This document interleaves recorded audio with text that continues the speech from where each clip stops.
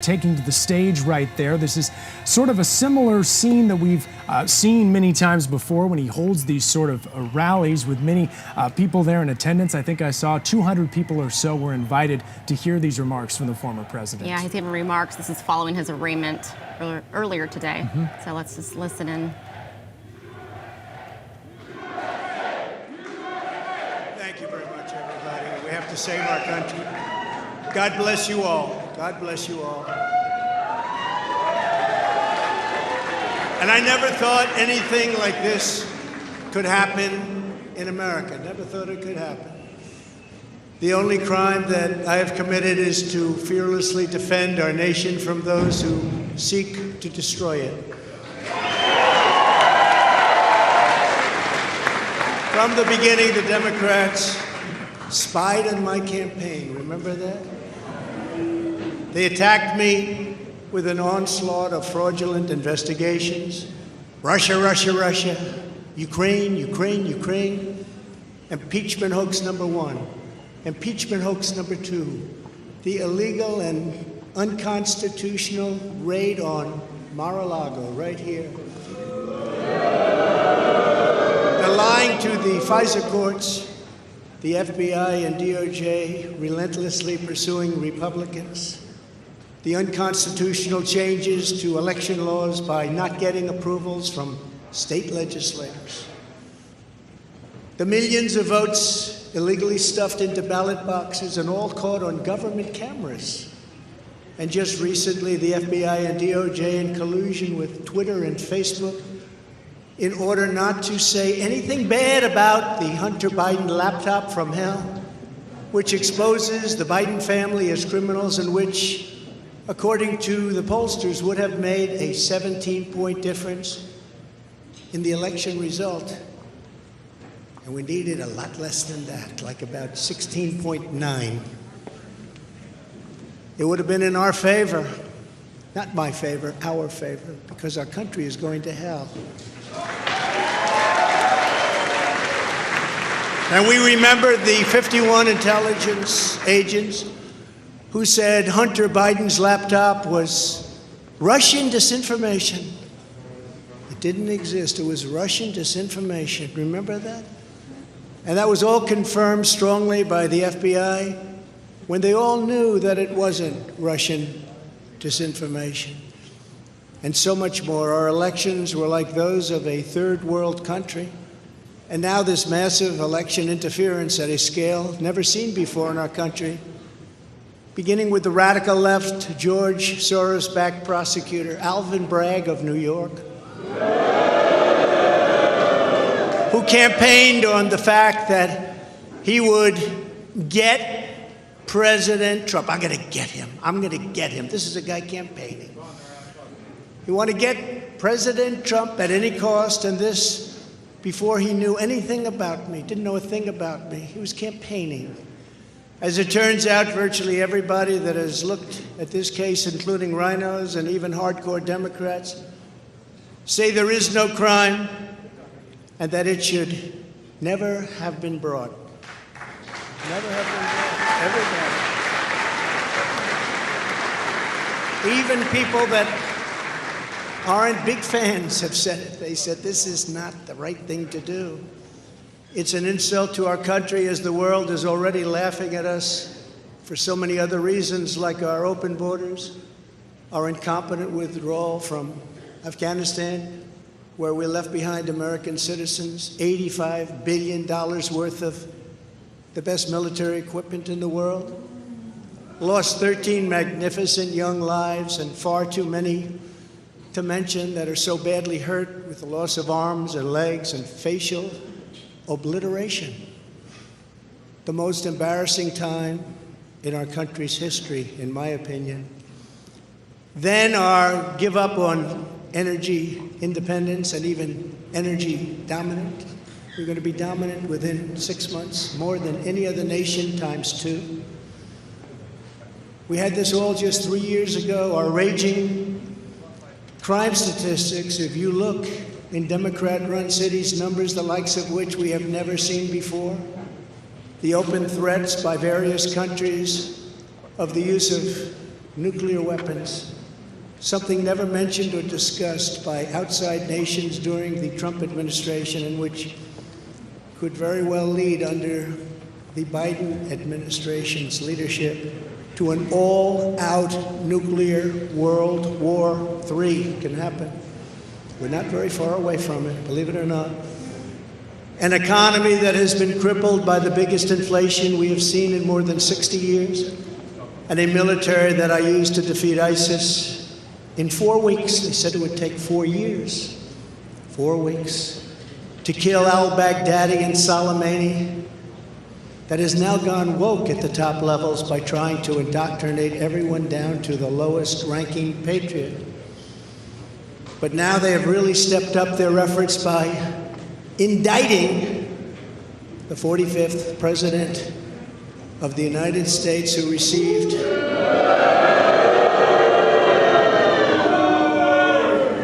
$75 million votes, which is more than any sitting president in the history of our country.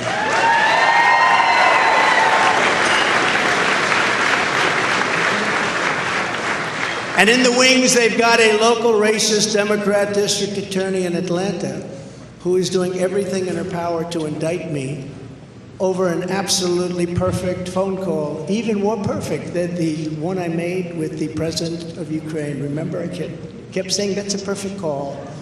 This one was more perfect.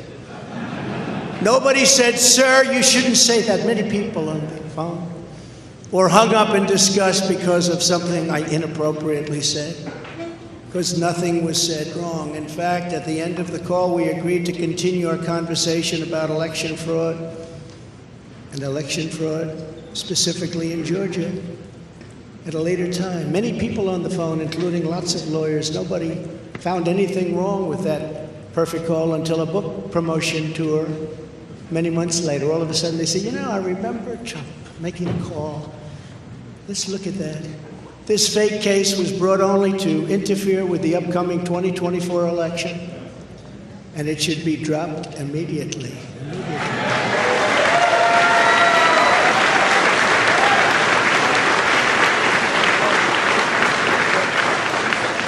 Then you have a radical left lunatic known as a bomb thrower who is harassing hundreds of my people day after day over the boxes hoax. You know, the boxes hoax, as we call it. Just so everyone knows, I come under what's known as the Presidential Records Act, which was designed and approved by Congress long ago just for this reason. Under the Act, I'm supposed to negotiate with NARA, the National Archives and Records Administration, which as of this date is a radical left troublemaking organization that red flags the Constitution of the United States and the Bill of Rights as dangerous and triggering. Can you imagine? This is what we have to deal with. But there is no criminality under the Presidential Records Act. That is not what it's all about. We were negotiating in very good faith, proper way, in order to return some or all of the documents that I openly and in very plain sight brought with me to Mar-a-Lago from our beautiful White House, just as virtually every other president has done in the past. When FBI and DOJ officials with NARA were here, I told my lawyer to show them the very secure storage room in which they were locked. The FBI's sole request in writing was, "Could you please put another lock on the door?" We immediately complied. It's a lot different than the Biden situation, isn't it? The next thing I know, we were raided by many gun-toting FBI agents who took whatever they wanted, including my passports and medical records.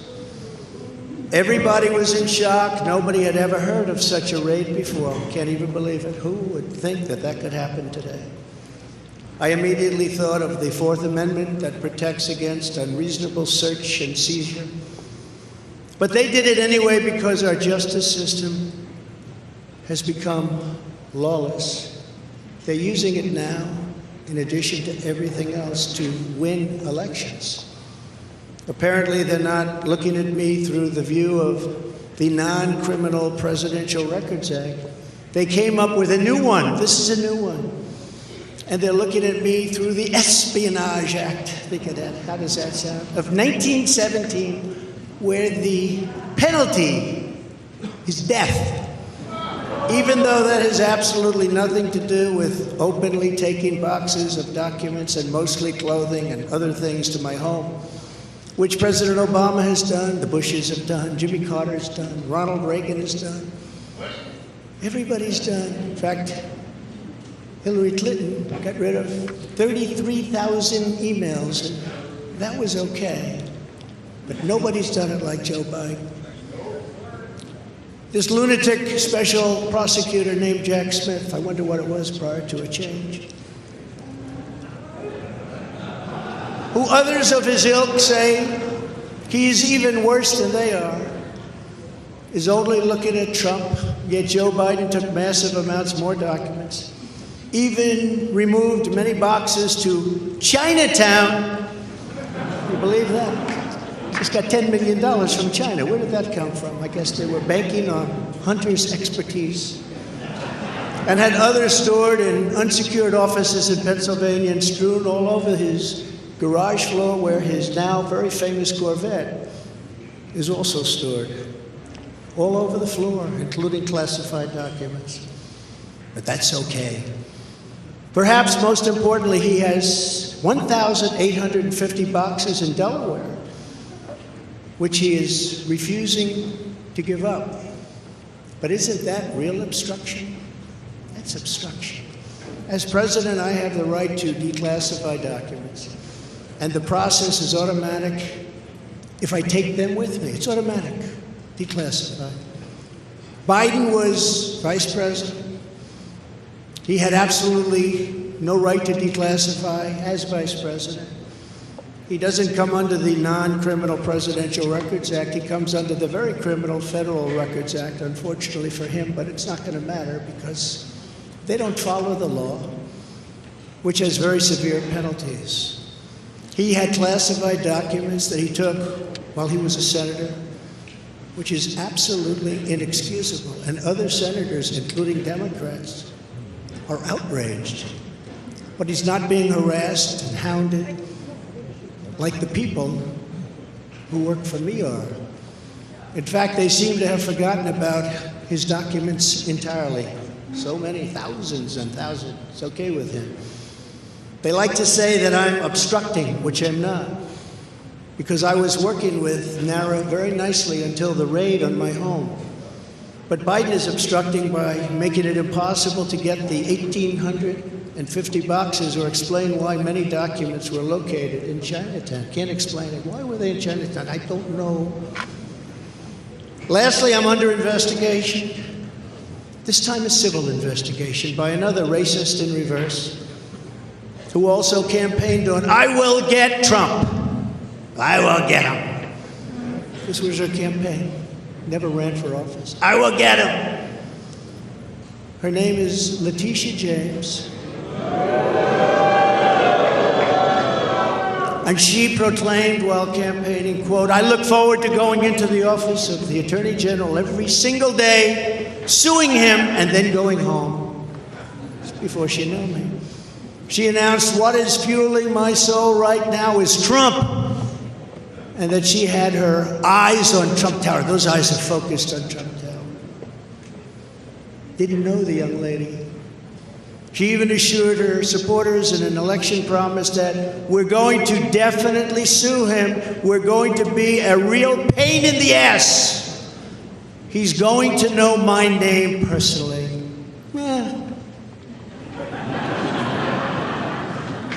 And then she claimed that I was an illegitimate president.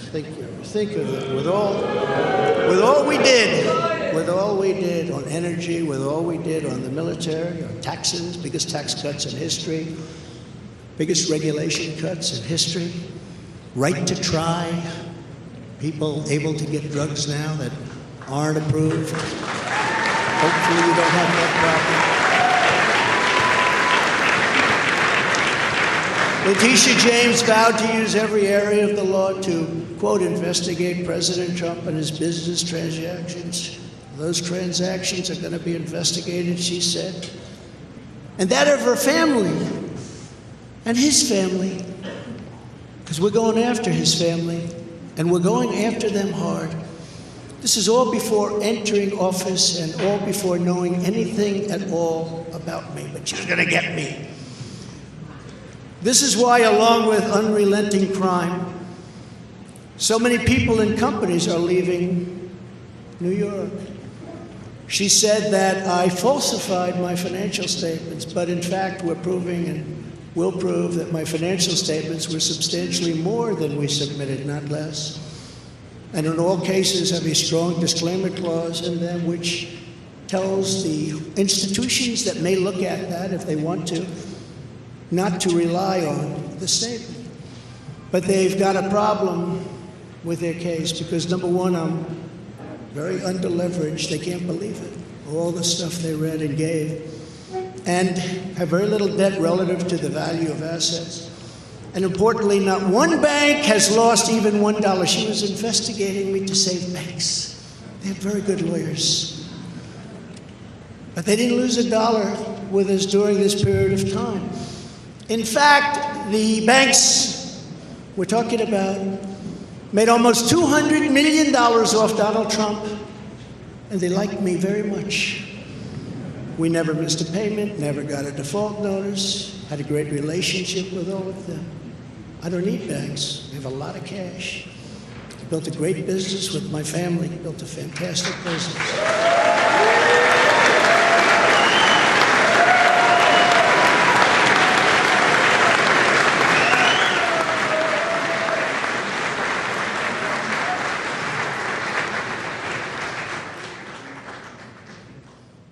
I have a son here who's done a great job, and I have another son here who's done a great job.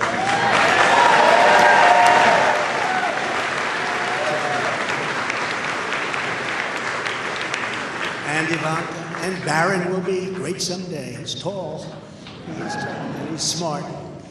But I have a great family, and they've done a fantastic job, and we appreciate it very much. They've gone through it. So she's suing me over banks that weren't defrauded, when she should be focused on violent crime that's driving people out of the state. This is a persecution, not an investigation. She's put our family through hell. It's cost hundreds of millions of dollars to defend, but our heads are held very, very high. They want to settle the case, but I want no part of that. So here we are now. It's where we were today, in a city that was so great just 4 or 5 years ago. But now we're there, spend time there today, as you possibly read, with a local failed district attorney charging a former president of the United States for the first time in history, on a basis that every single pundit and legal analyst said, there is no case. There's no case. They kept saying, there's no case.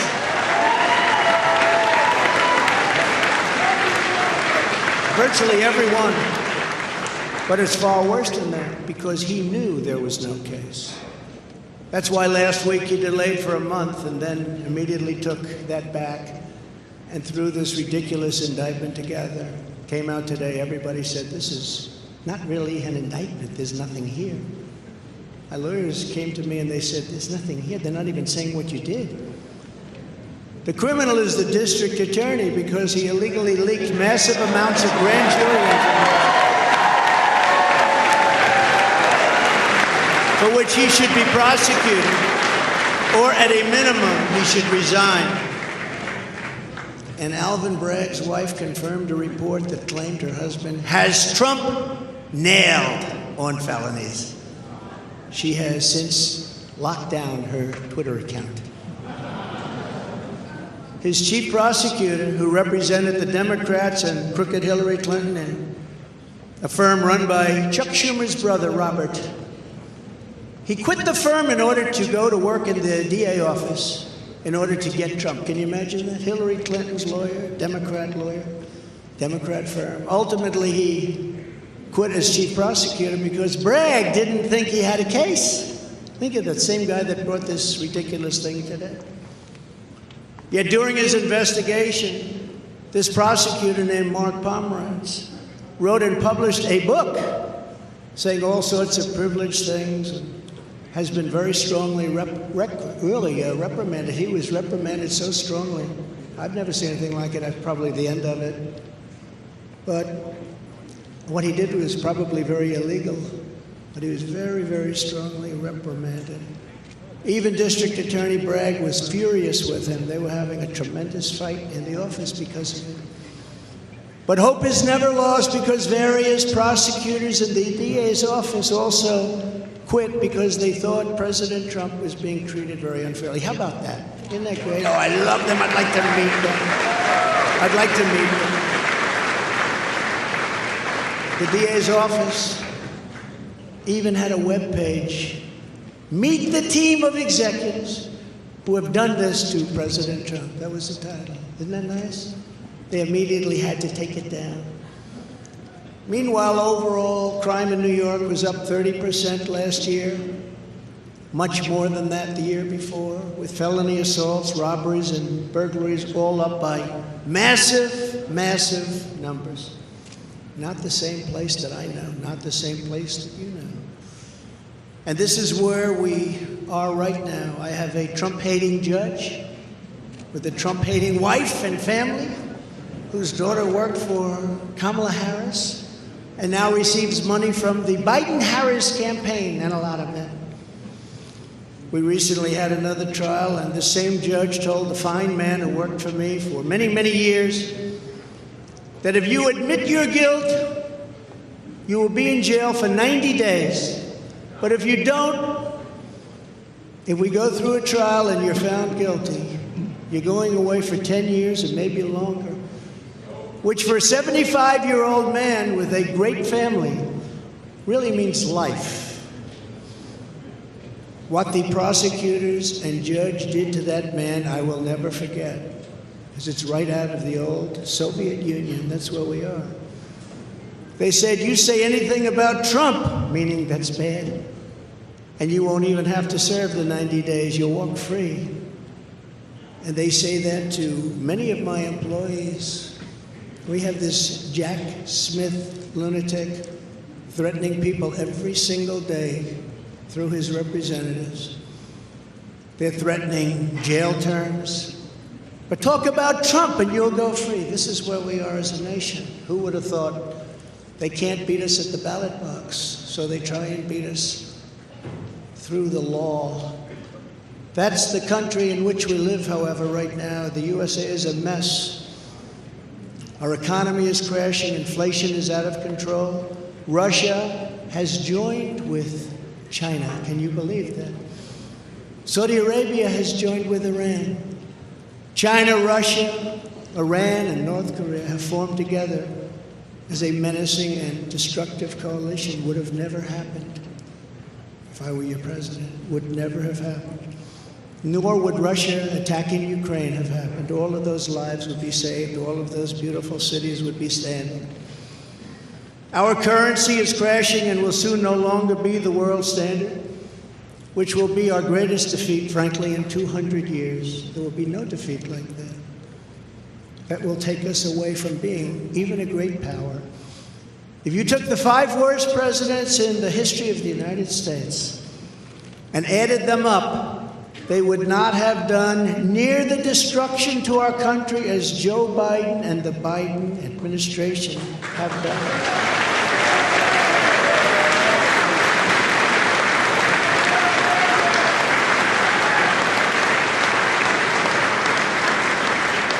Incredibly, we are now a failing nation. We are a nation in decline. And now these radical left lunatics want to interfere with our elections by using law enforcement. We can't let that happen.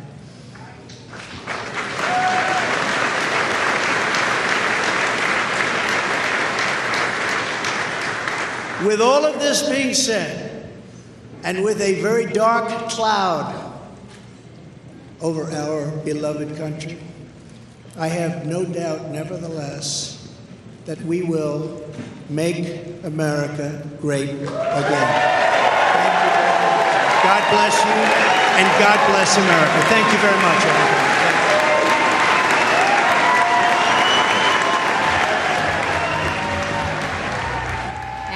Just listening to former President Donald Trump. He was giving remarks following his arraignment, and he was opening his remarks saying he never thought something like this would ever happen in America, and the only crime that he's ever committed is to defend our nation from those who seek to destroy it. Sure, and he went through a lot of different things in terms of the particular case that he is facing. When he talks about Stormy Daniels in particular and the hush money payments, he said it's taken hundreds of $millions to defend in this particular situation. He said that they want to settle. He wants no part in that and believes the case should be dropped. So he went through a lot of things there. We got some good perspective on what his mindset is as he goes into this legal fight in the days, weeks, and months ahead. Again, the next court date is December 4th. So we have a long time to go until we see this sort of move forward yet again. Yeah, and as he was ending, he was saying that this is not even a case, and he's even calling the DA Braggs a criminal, and that he should be prosecuted. Well, a lot to unpack there. We will continue to take a look deeper into what he had to say here in Good Evening San Diego later tonight on KUSI at 10 and 11. We are going to take a quick break, right back with a look at your weather.